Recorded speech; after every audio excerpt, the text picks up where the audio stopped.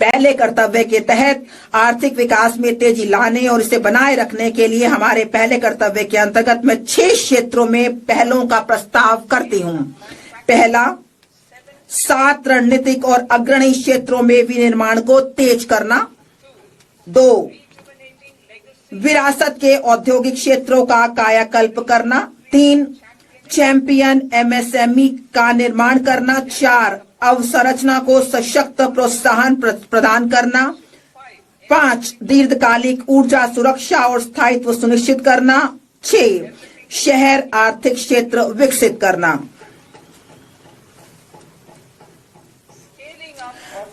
रणनीतिक और अग्रणी क्षेत्रों में निर्माण को तेज करना। बायोफार्मा शक्ति मतलब ज्ञान, प्रौद्योगिकी एवं नवाचार के माध्यम से स्वास्थ्य सेवा के लिए रणनीति। भारत का रोग बोझ गैर संक्रामक बीमारियों जैसे कि मधुमेह, कैंसर, ऑटोइम्यून डिसऑर्डर की ओर बढ़ते हुए देखा गया है। किफायती लागत पर गुणवत्ता के साथ दीर्घायु जीवन के लिए जैविक दवाएं महत्वपूर्ण हैं। भारत को एक वैश्विक बायोफार्मा विनिर्माण केंद्र के रूप में विकसित करने के लिए मैं अगले 5 वर्षों में 10,000 करोड़ के परिव्यय के साथ बायोफार्मा शक्ति का प्रस्ताव करती हूँ। इससे जैविक और जैव समृद्ध के घरेलू उत्पादन हेतु परिवेश का निर्माण होगा। इस रणनीति में 3 नए राष्ट्रीय बायो फार्मास्यूटिकल शिक्षा एवं अनुसंधान संस्थानों जिसे NIPER और 7 मौजूदा संस्थानों के उन्नयन के साथ बायोफार्मा केंद्रित नेटवर्क शामिल किया जाएगा। इससे 1000 से अधिक मान्यता प्राप्त इंडिया क्लिनिकल ट्रायल साइटों का एक नेटवर्क तैयार होगा। हम वैश्विक मानकों और अनुमोदन समय सीमा को पूरा करने के लिए एक समर्पित वैज्ञानिक समीक्षा संवर्ग और विशेषज्ञों के माध्यम से केंद्रीय औषधि मानक नियंत्रण संगठन को सुदृढ़ बनाने का प्रस्ताव करते हैं। इंडिया सेमीकंडक्टर मिशन 1.0 ने भारत की सेमीकंडक्टर क्षेत्र की क्षमताओं का विस्तार किया है। इससे आगे बढ़ते हुए हम उपकरण और सामग्रियों के उत्पादन, पूर्ण सुसज्जित भारतीय आईपी डिजाइन तथा आपूर्ति श्रृंखलाओं को मजबूत करने के लिए ISM 2.0 का शुभारंभ करेंगे। हम उद्योग को विकसित करने तथा कुशल जनशक्ति तैयार करने हेतु उद्योग आधारित का भी करेंगे। अप्रैल 2025 में 22,919 करोड़ के परिव्यय के साथ आरंभ की गई इलेक्ट्रॉनिक घटक निर्माण योजना में पहले ही लक्ष्य में दोगुनी निवेश हुआ है। इस तेजी का लाभ उठाने के लिए हम परिव्यय को बढ़ाकर 40,000 करोड़ करने का प्रस्ताव करते हैं। योजनाની શરૂઆત કરવામાં આવી હતી। હવે અમે ખનન પ્રસંસ્કરણ અનુસંધાન વિનિર્માણને વધારો આપવા માટે સમર્પિત દુર્લભ ખનિજ કોરિડોર સ્થાપિત કરવા માટે ખનિજ સંસાધન રાજ્યો ઓડિશા, કેરળ, આંધ્રપ્રદેશ અને તમિલનાડુની સહાયતા કરવાનો પ્રસ્તાવ કરીએ છીએ। ઘરેલું રાસાયણિક ઉત્પાદનો વધારવા અને નિકાસ નિર્ભરતા ઓછી કરવા માટે અમે ક્લસ્ટર આધારિત પ્લગ અને પ્લે મોડલ આના આધાર પર એક પડકારના માધ્યમથી 3 સમર્પિત રાસાયણિક પાર્કોની સ્થાપનામાં રાજ્યોની મદદ માટે એક યોજનાનો શુભારંભ કરીશું।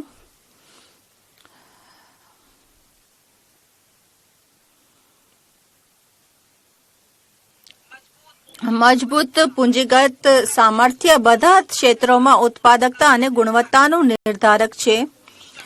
આ ક્ષમતાના નિર્માણ માટે હું નિમ્નલિખિતનો પ્રસ્તાવ કરું છું। CPSE દ્વારા ડિજિટલ રૂપમાં સમર્પિત ઓટોમેટેડ સર્વિસ બ્યુરોના રૂપમાં 2 સ્થાનો પર હાઈટેક ટૂલ રૂમ સ્થાપિત કરવામાં આવશે જે સ્થાનીય રૂપે મોટા પ્રમાણે અને ઓછી લાગતમાં ઉચ્ચ પરિશુદ્ધતાવાળા ઘટકોના ડિઝાઇન, પરીક્ષણ અને વિનિર્માણનું કાર્ય કરશે। 2 ઉચ્ચ મૂલ્ય અને તકનીકી રૂપે ઉન્નત નિર્માણ અને અવસંરચના ઉપકરણ CIEE ના ઘરેલું ઉત્પાદનને મજબૂત કરવા માટે નિર્માણ અને અવસંરચના ઉપકરણ સમૃદ્ધિ માટે એક યોજના આરંભ કરવામાં આવશે।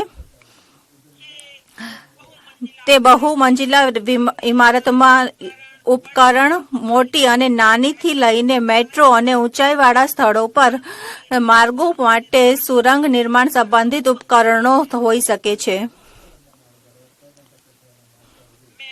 હું 5 વર્ષના સમયગાળા માટે 10,000 કરોડની બજેટીય ફાળવણીની સાથે વૈશ્વિક કન્ટેનર પરિનિર્માણ ક્ષેત્ર કરવા માટે એક કન્ટેનર યોજનાનો પણ પ્રસ્તાવ કરું છું. શ્રમ ગ્રહણ વસ્ત્ર માટે હું 5 ઉપભાગોની સાથે એકીકૃત કાર્યક્રમનો પ્રસ્તાવ કરું છું. 1. રેશમ, ઊન અને જૂટ જેવી પ્રાકૃતિક ફાઇબર, માનવ નિર્મિત ફાઇબર અને નવ યુકેના પ્રાઇમરમાં આત્મનિર્ભરતા માટે રાષ્ટ્રીય ફાઇબર યોજના. મશીનરી પ્રૌદ્યોગિકી ઉન્નયન અને સામાન્ય પ્રશિક્ષણ અને પ્રમાણન કેન્દ્રો માટે પૂંજીગત સહાયતાની સાથે પારંપરિક ક્લસ્ટરોની આધુનિકરણ માટે વસ્ત્ર વિસ્તાર અને રોજગાર યોજના. 3. હાલની યોજનાઓને એકીકૃત અને સુદૃઢ કરવા અને વણકરો અને કારીગરો માટે લક્ષિત સહાયતા સુનિશ્ચિત કરવા માટે રાષ્ટ્રીય હાથકરઘા અને હસ્તશિલ્પ કાર્યક્રમ. વૈશ્વિક રૂપે પ્રતિસ્પર્ધી અને ધારણીય પરિધાનોને પ્રોત્સાહન આપવા માટે ટેક્સ ઇકો પહેલ. ઉદ્યોગ જગત અને શૈક્ષણિક સંસ્થાનોના સહયોગથી વસ્ત્ર કૌશલ પરિવેશની આધુનિકીકરણ અને ઉન્નયન માટે સમર્થ 2.0.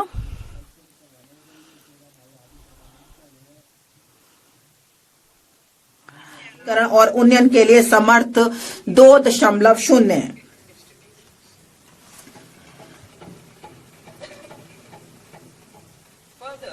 इसके अलावा मैं प्रस्ताव करती हूं कि चुनौती मोड में मेगा टेक्सटाइल पार्क स्थापित किए जाएंगे. वे तकनीकी टेक्सटाइल के मूल्यवर्धन पर भी ध्यान केंद्रित कर सकते हैं.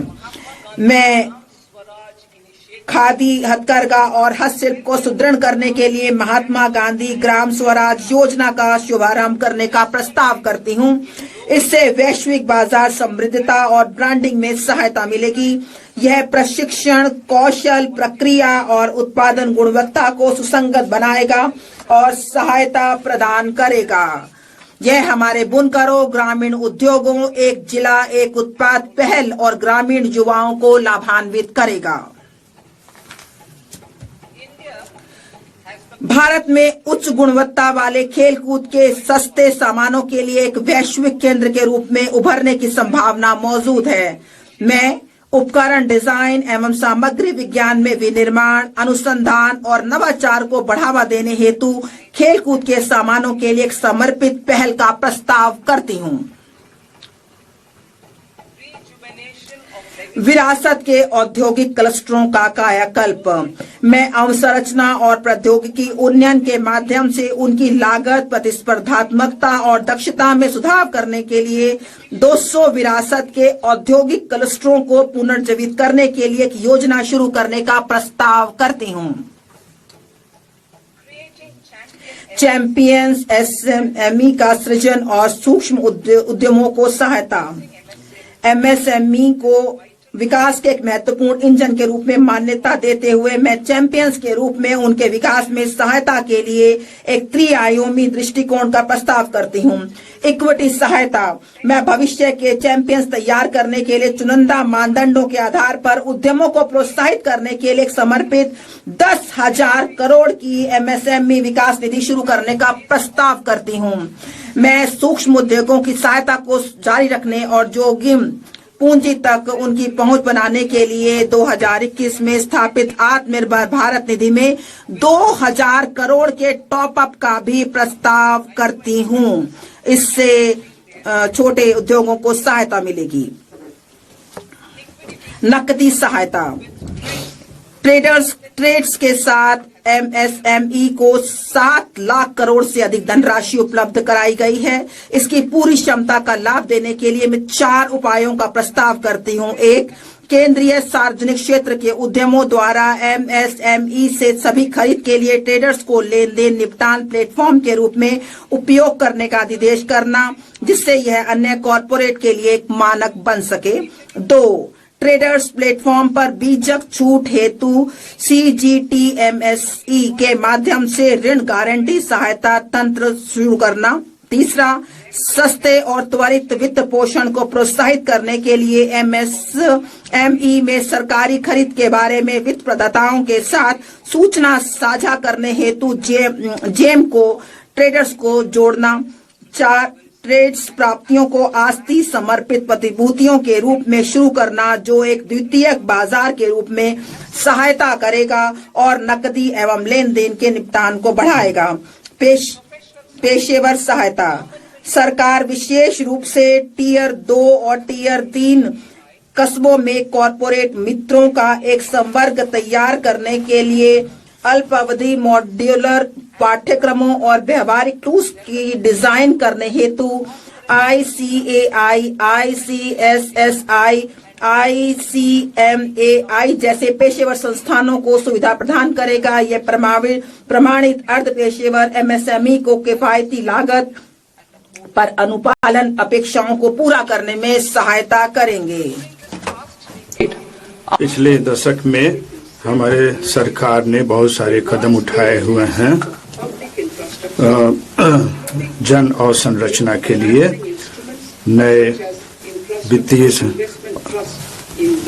जिसमें बड़े पैमाने पर बढ़ाने के लिए कई पहलें की हैं। हम NIIF हम सार्वजनिक अवसंरचना को बढ़ाने के लिए कई पहलें की हैं। हम 5 लाख से अधिक आबादी वाले टियर 2, टियर 3 शहरों में अवसंरचना के विकास पर जोर देना जारी रखेंगे, जिन्हें विकास केंद्र बनाने के लिए विस्तारित किया गया है। सरकारी कैपेक्स वर्ष 2014-15 में 2 लाख करोड़ से कई गुना बढ़कर वित्त वर्ष 2025-26 में 11.2 लाख करोड़ हो गया है। वित्त वर्ष 2026-27 में मैं इस गति को जारी रखने हेतु इसे बढ़ाकर 12.2 लाख करोड़ करने का प्रस्ताव करती हूँ। और संरचना विकास और निर्माण चरण के दौरान जोखिमों के संबंध में निजी डेवलपर्स के विश्वास को मजबूत करने के लिए मैं ऋणदाताओं को दूरदर्शिता से सुविचारित आंशिक ऋण गारंटी उपलब्ध कराने हेतु एक अवसंरचना जोखिम गारंटी निधि स्थापित करने का प्रस्ताव करती हूँ। पिछले वर्षों के दौरान REITs परिसंपत्ति मुद्रीकरण के लिए एक सफल उपाय बनकर उभरे हैं। मैं समर्पित REITs की स्थापना के माध्यम से CPSE की महत्वपूर्ण रियल एस्टेट परिसंपत्तियों की रिसाइकलिंग में गति लाने का प्रस्ताव करती हूँ। कार्गो के पर्यावरण अनुकूल आवागमन को बढ़ावा देने के लिए मैं निम्नलिखित प्रस्ताव करती हूँ। पूर्व में डानकुनी से पश्चिम में सूरत को जोड़ते हुए नया समर्पित मालवाहक कॉरिडोर बनाना, तालचर और आंगुल जैसे खनिज समृद्ध क्षेत्रों तथा कलिंगा नगर जैसे औद्योगिक केंद्रों को पारादीप और धमरा पत्तनों से जोड़ने के लिए उड़ीसा में NW5 से शुरू करते हुए अगले 5 वर्षों में 20 नए राष्ट्रीय जलमार्ग NWU शुरू करना।